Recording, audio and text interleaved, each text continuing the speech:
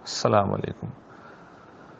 اللہ تعالیٰ نے اس دنیا میں انسان کو آئیڈیل حالات میں زندہ رکھا ہوا ہے، یعنی زندگی گزارنے کے لیے جو کچھ یہاں چاہیے، جس کی ضرورت ہو سکتی ہے انسانوں کو، وہ اللہ تعالیٰ نے وہ سب کچھ دے رکھا ہے۔ اس طرح کہ انسان کی ضروریات بھی پوری ہو رہی ہیں، اس کے ذوق جمال کی بھی تسکین ہو رہی ہے۔ لیکن اس کے باوجود ہم دیکھتے ہیں کہ ہمیں اپنے رب سے اکثر شکایت رہتی ہے۔ ہم بہت سی مایوسیوں اور محرومیوں میں اپنے آپ کو گھرا ہوا سمجھتے ہیں۔ زندگی میں ہمیشہ ہم اس چیز کو دیکھتے ہیں جو نہیں ملی ہوتی۔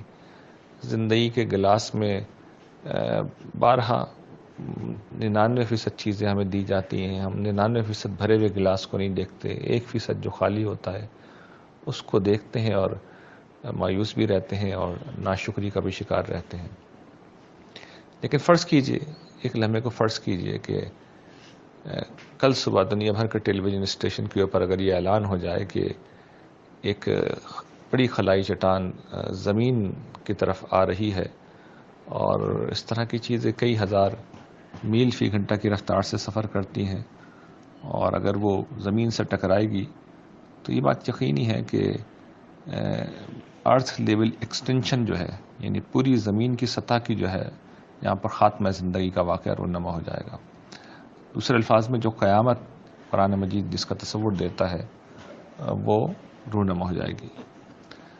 آپ یہ سوچئے کہ جس عرصے میں یہ اناؤنسمنٹ ہوگا اور جتنی دیر میں زمین سے وہ ٹکرائے گی، میری اور آپ کی کیفیت کیا ہوگی؟ یعنی ہماری ساری دلچسپی دنیا کے ہر کام سے ختم ہو جائے گی، ہمارے سارے معاملات درہم برہم ہو کے رہ جائیں گے، ہمارا سارا پیسہ، ہمارے سارے مال و متاع، ہمارے گھر بار، ہماری گاڑیاں سب بے وقت ہو جائیں گی۔ اور یہ سب کچھ ہونا ہی ایک دن قیامت کی شکل میں بھی ہوگا، اور اس سے پہلے ہماری موت آ گئی تو اس شکل میں بھی ہوگا۔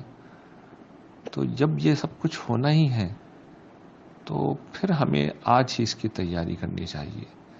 اور یہ جو منفی انداز فکر ہم اختیار کرتے ہیں، کوئی 1-8% چیز زندگی میں نہیں ملی ہوئی، اس کو لے کے ہم ہمیشہ نیگیٹو سوچ میں مبتلا رہتے ہیں۔ ہمیں سوچ کو بدلنا چاہیے اور مثبت انداز فکر اختیار کرنا چاہیے، شکر گزاری کرنی چاہیے۔ مثبت انداز فکر کیا ہے؟